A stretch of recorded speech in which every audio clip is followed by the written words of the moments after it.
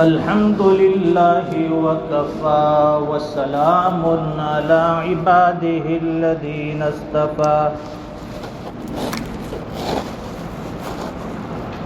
خصوصا على أفضلهم وخاتم النبيين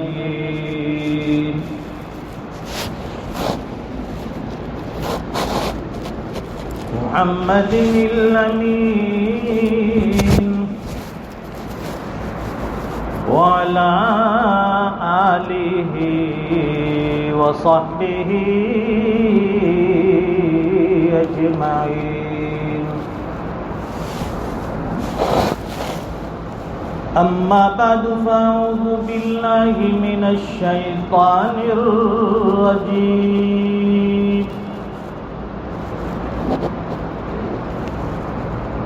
بسم الله الرحمن الرحيم.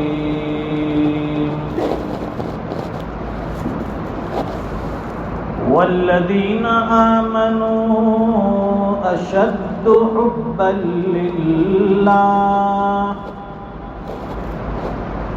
صدق الله العظيم.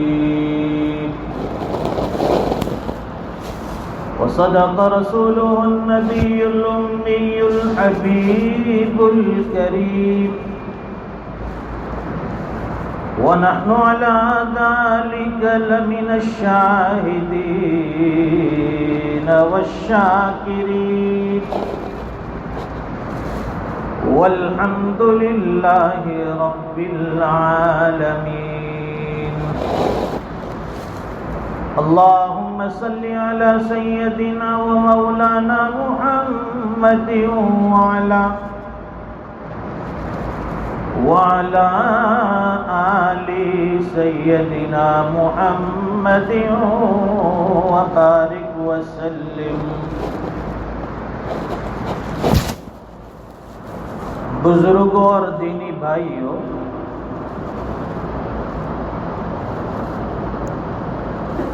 اللہ تعالیٰ کا یہ نظام ہے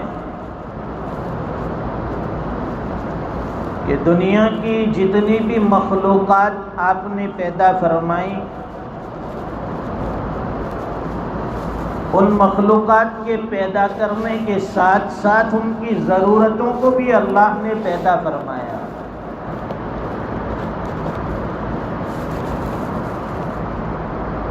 اور ان بے شمار مخلوقات کے رزق کا بھی اللہ تعالیٰ نے بہترین انتظام فرمایا.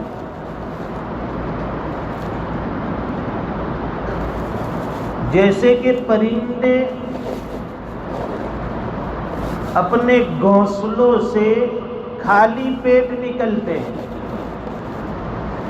اور شام کے وقت جب وہ اپنے گھونسلوں میں لوٹتے ہیں، ان کے پوٹے، ان کے پیٹ غذاؤں سے بھرے ہوتے ہیں. وہ کوئی دکانداری نہیں کرتے، کوئی تجارت نہیں کرتے، کسی جگہ مزدوری نہیں کرتے. اللہ پاک نے دنیا میں ان کا جو رزق پھیلا رکھا ہے وہاں سے وہ چن لیتے ہیں. اور دنیا کی اشرف المخلوقات یہ حضرت انسان ہے.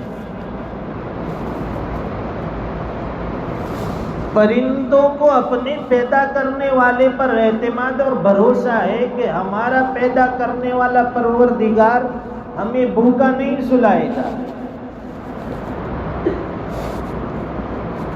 ان کو اللہ کی ذات پر یقین ہوتا ہے.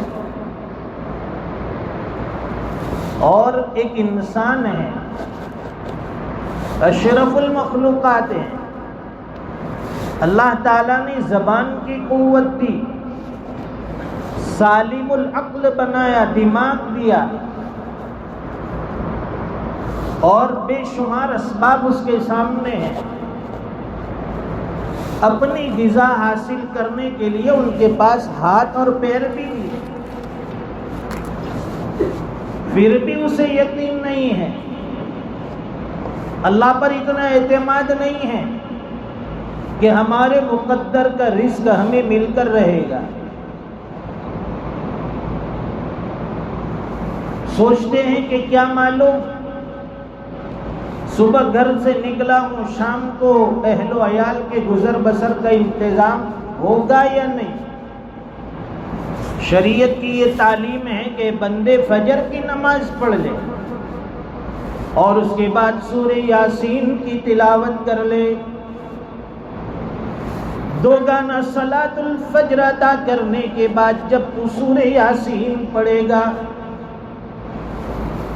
اللہ کے فرشتے رزق لے کر تجھے تلاش کریں گے، تجھے رزق ڈھونڈنے کی ضرورت نہیں، روزی ہمیں ڈھونڈ کر آئے گی۔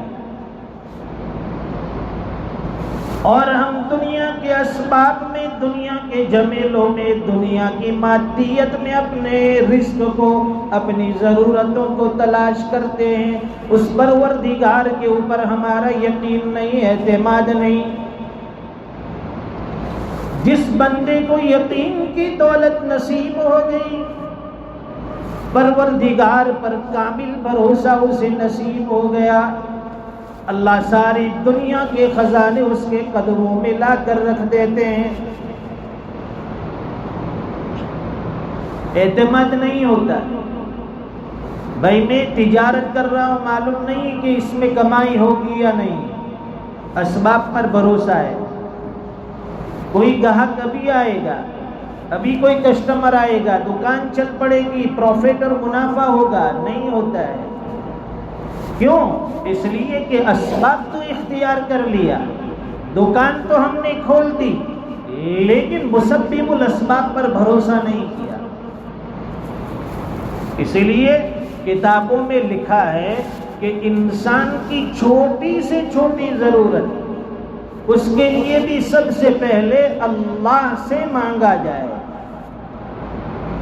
اور یہاں تک ملتا ہے کہ اگر جوتے کا تسمہ ٹوٹ گیا، جوتے کی جو رسی ہوتی ہے تسمہ، وہ اگر ٹوٹ گیا ہے، معمولی ہوتا ہے 10-20 روپے کا، آدمی آسانی سے لے سکتا ہے، خرید سکتا ہے، فرماتے کہ اس سے پہلے بھی وہ اللہ سے دعا مانگے، اے الہ العالمین یہ میری ضرورت تھی، جوتے کا تسمہ ٹوٹ گیا ہے، آپ اپنے خزانے غیب سے اس کا انتظام فرما دیجئے۔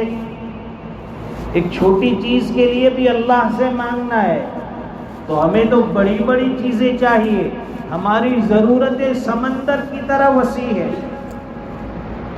کیا کچھ نہیں چاہیے۔ ہمارے ساتھ حج کے زمانے میں ایک نوجوان تھا، اس کو ہم نے دیکھا کہ وہ اللہ سے دعائیں مانگ رہا ہے مینا کے میدان میں، ہمارے گروپ میں تھا اور اسی گاؤں کا تھا، اس وقت وہ بیرون ملک میں ہے، وہ دعائیں مانگ رہا ہے ہاتھ پھیلا کر، اے الہ العالمین مجھے ہوائی جہاز دے دے، ایروپلین دے دے، فلائٹ دے دے۔ اللہ سے کیا مانگ رہا ہے؟ ہوائی جہاز مانگ رہا ہے۔ پوچھا بھائی کیوں آپ ہوائی جہاز مانگ رہے ہو؟ تو بڑا اچھا جواب دیا، کہا کہ جس ذات سے میں مانگ رہا ہوں، اس ذات کی عظمت اور اس کی عطا اور نوازش تو اتنی بڑی ہے کہ کتنے بھی ہوائی جہاز وہ اللہ مجھے دے سکتا ہے۔ اور اس نے ایک چیز کہی، حالانکہ وہ ہمارے مناسب نہیں ہوتی، اللہ کی ذات سے ایمان اور یقین کمزور ہوتا ہے، وہ یہ کہنے لگا کہ جب میں ہوائی جہاز اللہ سے مانگوں گا تو اگر ہوائی جہاز نہ ملا تو کم از کم ایک مرسیڈیز گاڑی تو مل جائے گی مجھے۔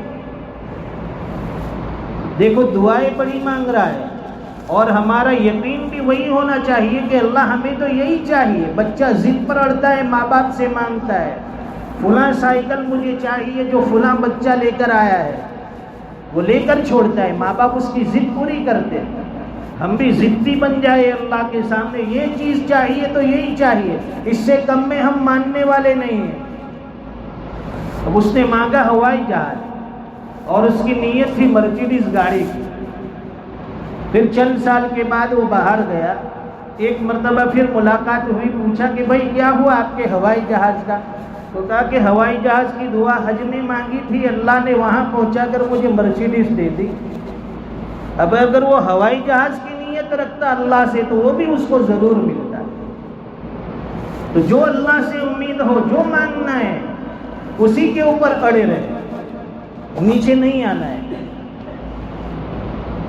جیسے کہ کہتے ہیں کہ ایک آدمی جس نے سن رکھا تھا کہ جمعہ کے دن ایک مبارک گھڑی ہوگی، اس مبارک گھڑی میں اللہ کے سامنے جو بھی ہاتھ پھیلا کر مانگا جائے اللہ قبول فرماتے ہیں۔ لوگوں نے مختلف اوقات بتائے، کسی نے کہا کہ جمعہ کی نماز اور خطبے کے درمیان، کسی نے کہا کہ عصر اور مغرب کے درمیان، یہ قبولیت کی گھڑی ہوتی ہے۔ اب اس بندے نے سوچا کہ چلو جمعہ کا دن ہے، میں بھی فارغ ہوں اور قبولیت کی گھڑی بھی ہے، کچھ نہ کچھ تو اللہ سے مانگ لوں۔ وہ باہر گیا اور ایک مٹی کی اینٹ لے کر آیا، اینٹ لے کر بیٹھا، اس کے اوپر رومال ڈال دیا اور اس کے بعد اس نے رٹ لگا دی، اے اللہ اس اینٹ کو سونے کی بنا دے، اے اللہ اس اینٹ کو سونے کی بنا دے، دعائیں مانگتا ہے۔ بار بار رومال اٹھا کر دیکھتا ہے، ابھی تو وہی کی وہی وہ مٹی والی اینٹ ہے۔ کہا کہ میں بھی دامن چھوڑوں گا نہیں، مغرب تک اسی رٹ میں لگا رہوں گا۔ دعائیں مانگتا ہے الہ العالمین، جمعہ کے دن ایک مبارک گھڑی ہے، قبولیت کی گھڑی ہے، اسے سونے کی بنا دیجئے۔ وہ رٹ میں لگائے، پھر کھولتا ہے، نہیں بنی۔ آدمی ایک حد تک جا کر تھک جاتا ہے، چلو اب کہا کہ تھک گیا، اس کی زبان سے یہ جملہ نکلا، اے الہ العالمین اگر یہ سونے کی نہیں بنتی کم از کم اسے لوہے کی تو بنا دیجئے۔ رومال کھولا تو وہ لوہے کی بن گئی۔ وہ قبولیت کی گھڑی تھی جس میں اسے بولنا تھا سونے کی بنا دے، زبان سے لوہے کی نکلا اور وہ اینٹ لوہے کی بن گئی۔ ہماری امیدیں اللہ سے بہت بڑی بڑی ہے، لیکن صبر نہیں ہے، جلد بازی ہے، جو ہو سکے جلدی چاہیے، مالدار جلدی بننا ہے، ترقی جلدی کرنی ہے۔ دنیا میں کوئی چیز اتنی جلدی نہیں ملتی، ترقی آسان نہیں۔ جو لوگ امیر بنے ہیں، مالدار بنے ہیں، ان کی پہلی زندگی آپ دیکھیے اٹھا کر، کتنے مجاہدات کیے، کتنی مشقتیں کی، کتنے برداشت انہوں نے جھیلے ہیں، تب جا کر یہ دو پیسے ہاتھ میں آتے ہیں۔ امیروں کو دیکھ کر ہم یہ سمجھتے ہیں کہ یہ تو بہت امیر ہے، لیکن آپ ان سے پوچھئے کہ بھائی آپ امیر کیسے بنے، تب وہ بتائیں گے اپنی پچھلی زندگی ایسے حالات آئے، ایسے دور سے گزرا، ایسی تکالیفیں برداشت کی، تب جا کر اللہ تعالیٰ ایک عرصے کے بعد نوازتے ہیں۔ تو ہمیں اللہ سے امید نہیں چھوڑنی ہے، اور ایمان والے تو اللہ سے امید لگائے رکھتے ہیں۔ قرآن کریم میں اللہ فرماتے ہیں وَالَّذِينَ آمَنُوا أَشَدُّ حُبًّا لِلَّهِ، جو ایمان والے ہیں ان کو اللہ سے شدید محبت ہوتی ہے، اللہ سے سچی محبت ہوتی ہے۔ فرماتے ہیں کہ دنیا میں گناہوں سے بچنا ہے، گناہوں سے بچنے کے دو طریقے ہیں، بہت آسان ہیں، ہر آدمی گناہ سے بچنا چاہتا ہے۔ فرماتے ہیں کہ اگر گناہ سے بچنا ہے تو دو طریقے ہیں۔ پہلا طریقہ یہ ہے کہ اللہ کی محبت دل میں جما لے، بسا لے۔ جب بندہ اللہ کی محبت میں اتنا غالب ہوتا ہے، اتنا غالب ہوتا ہے کہ پھر اس کے دل میں گناہوں کی نفرت آ جاتی ہے، وہ گناہ نہیں کرتا۔ میرا پروردگار کہیں میری نافرمانی سے ناراض نہ ہو جائے، اس لیے وہ کوئی نافرمانی نہیں کرتا۔ تو یہ ایک طریقہ کہ اللہ کی محبت دل میں بسانی۔ اور دوسرا طریقہ یہ ہے کہ انسان اللہ سے ڈرتا رہے، اللہ کا خوف دل میں آ جائے، اللہ کا ڈر دل میں بیٹھ جائے۔ جس بندے کے دل میں اللہ کا خوف آ گیا، اللہ کا ڈر آ گیا، اللہ کے سامنے کھڑے ہونے کا احساس دل میں آ گیا، وہ بندہ بھی کبھی گناہ نہیں کرے گا۔ دو چیزیں انسان کو گناہ سے بچاتی ہیں، ایک اللہ کی محبت، دوسری چیز اللہ کا ڈر۔ اب جنت میں ہر بندہ جانا چاہتا ہے، کوئی بھی ایسا نہیں جو نہ کہے گا مجھے جنت میں نہیں جانا ہے، مجھے تو یہی دنیا میں رہ کے دال سبزی روٹی کھانی ہے، اسی پہ میں خوش ہوں، جنت کی نعمتیں مجھے نہیں چاہیے، کوئی نہیں کہتا۔ تو اللہ نے وہ بھی طریقہ آسان کر دیا۔ ایک بزرگ فرماتے ہیں کہ جنت میں جانے کے لیے 2 قدم ہیں، 2 قدم انسان چلتا ہے جنت میں۔ فرمایا کہ اس کا پہلا قدم اس کے نفس پر ہوگا، جس انسان کا پہلا قدم اس کے نفس پر ہوگا اس کا دوسرا قدم جنت میں ہوگا۔ نفس کہتے ہیں اپنے اندر کی میں، انا، میں سب کچھ ہوں، میں سب کر سکتا ہوں، میں ایسا ہوں، میں ویسا ہوں، میں کسی سے نہیں ڈرتا، میں کسی کی بات نہیں سنتا، میں اپنی مرضی کا مالک ہوں۔ یہ میں جو ہے یہ انسان کو ترقی نہیں کرنے دیتی۔ اس لیے ہمارے حضرت فرماتے ہیں کہ مینا کو دیکھا ہوگا، بکری یہ میں کرتی ہے، بکری جب میں کرتی ہے تو کسائی جو بکری زیادہ چلاتی ہے، زیادہ میں کرتی ہے، کسائی اس کو پہلے ذبح کر کے اس کے ٹکڑے ٹکڑے کر دیتا ہے۔ یہ بہت چلاتی ہے، بہت میں کرتی ہے۔ اور فرماتے ہیں کہ ایک ہوتی ہے مینا، کالی کلوٹی ہے، پھر بھی لوگ اس کی عزت کرتے ہیں، پھل فروٹ کھلاتے ہیں، اس لیے کہ وہ کہتی ہے میں کچھ بھی نہیں ہوں۔ جب اس نے اپنی نفی کر دی، اللہ فرماتے ہیں کہ جب تو نے اپنی نفی کر دی تو لوگوں کے دلوں میں تیری عزت بیٹھا دوں گا۔